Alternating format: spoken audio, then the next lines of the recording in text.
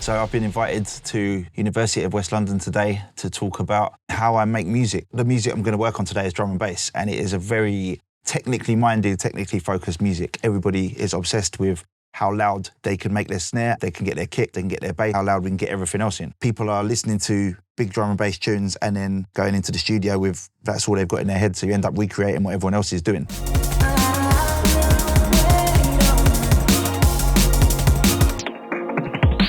So what I'm going to do in this session is start with no drums at all and make the drums suit the musical content rather than the other way around. I have a bass folder that I've been developing for many, many years. These are made by me just dedicating sessions to getting in Serum, making basses, making presets, patches, exporting everything to audio as I go along, and that bank of bass tones becomes my inspiration when it comes to writing a bass line. And it means the inspiration is kind of already there at my fingertips. The process of making them is a learning process in itself. So I dedicate sessions just to getting to know new plugins, getting to know new synths.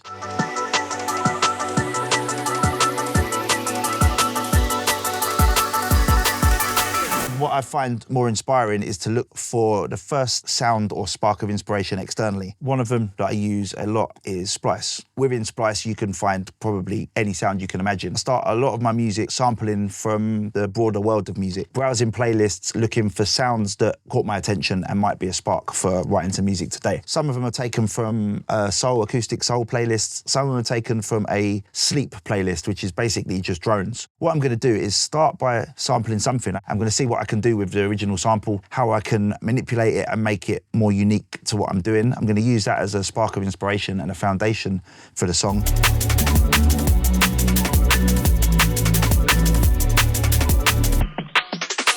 I use sampling as sort of a way of finding a chord and a key that catches my attention, and then I'm going to build around it and see how far I can take it from the original sample. The idea is not to spend 4 hours making a bootleg, but let the music write itself as much as I can.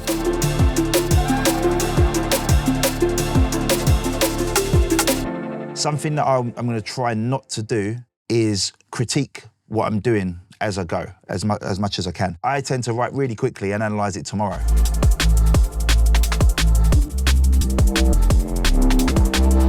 Listening to music outside of your genre more than you listen to music inside of your genre is, I think, quite important, because it stops you being so influenced by what everyone else is doing all the time, and it puts new ideas into your head as well. So I write drum and bass. Sometimes I write really dark, heavy drum and bass. Sometimes I write more soulful drum and bass. But when I'm listening to music at home, I probably listen to R&B and hip hop the most. I listen to a lot of film soundtracks. I listen to a lot of funk and soul. I don't listen to a lot of drum and bass at all, because otherwise I end up just getting influenced by everybody else.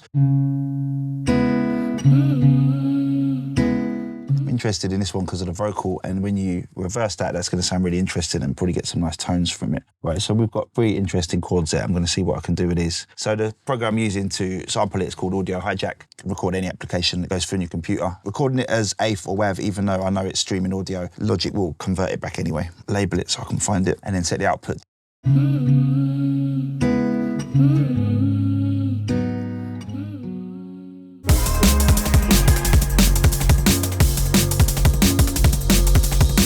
I'm not going to talk loads about what I'm doing specifically in the DAW. This is not a session based on Logic. Of course, I'm going to explain what I'm doing as I go about it. Learn how to use your DAW unconsciously. So I've got 8 bars or whatever of these chords now. And what I'm going to do is flex it twice, in fact, so I can test it faster and slower, see which one feels better.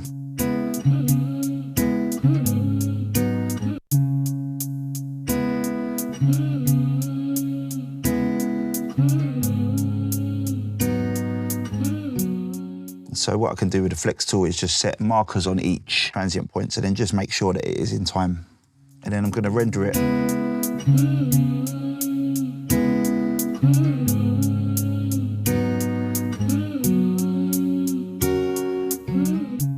And then I'll end up with lots of layers of the same thing. So that's actually made a new audio file. So the original is intact and I've got a new version of it here. What I'm going to do is just make it really washy.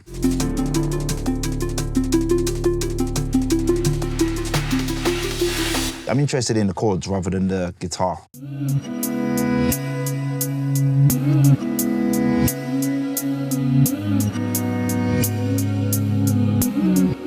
actually interested me as well is just taking half of each chord and stretching them further.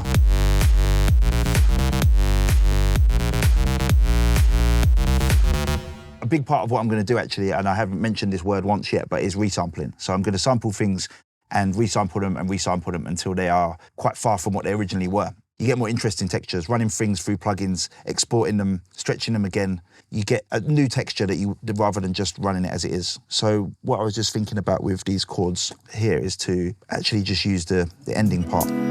So we've just got the swell each time. I'm going to try stretching them again so they're double in length. That's the chords in essence.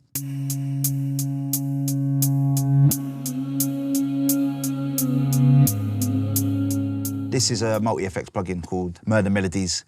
It's kind of a rip-off of another multi-effects plugin, the Drip plugin. So if I load like the lo-fi preset, it's just made it all kind of washy.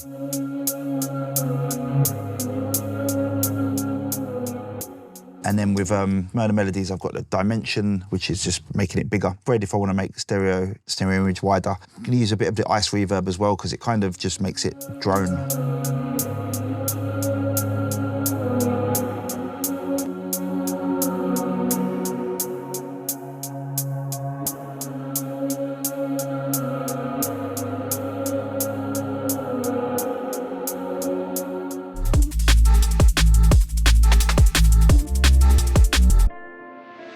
What I'm going to do is use FabFilter Pro Q3 to analyze what's happening musically. The analyzer is really, really precise. I have mine default set to maximum resolution, so it's showing you exactly what frequencies are playing, and frequencies and pitch are the same thing. That's how our ears determine pitch. What this is telling us is what frequencies exactly are playing, and there's a little piano icon here which then tells you what notes are playing. And what I can do as well is hang my mouse down here for a minute, and it freezes the image, so then I can just go to each note.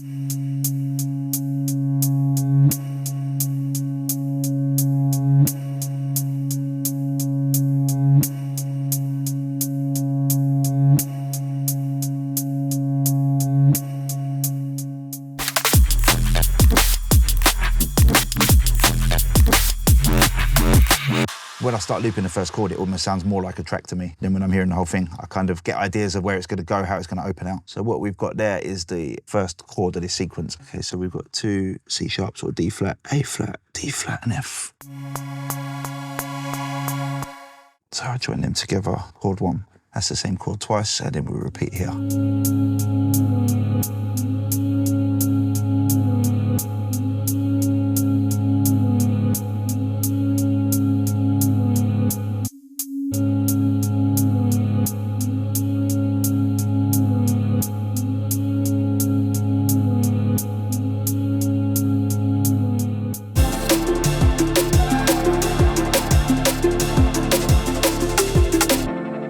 Put some more modulation in the chain. I'm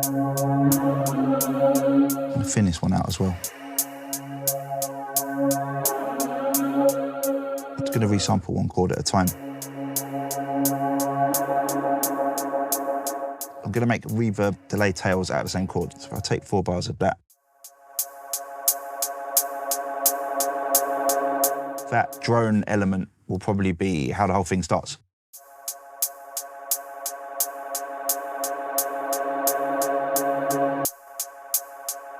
Put a little bit more tail on it with the end of the spiral.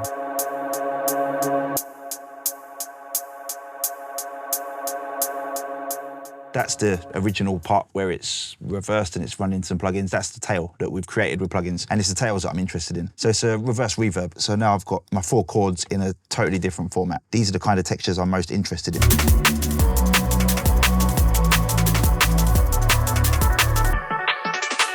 A ghost of the original chords is what I'm after. Although I started with an R&B sample, it doesn't necessarily mean I'm going to make a soulful drum and bass track. And what I think I'm going to do is use the middle part of the ghost. So we've got the 2 chords just playing here. So it's starting to change the way the chords are used as well. It's not a straight chord every 2 bars or every 4 bars. And so I can start to use the pads differently as well. So use a completely different pad.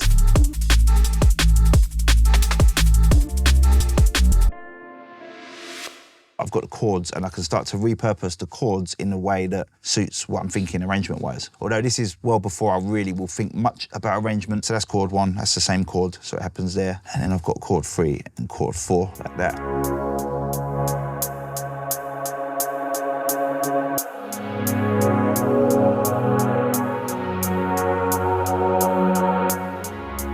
I really like the effect of something swelling up rather than being immediate.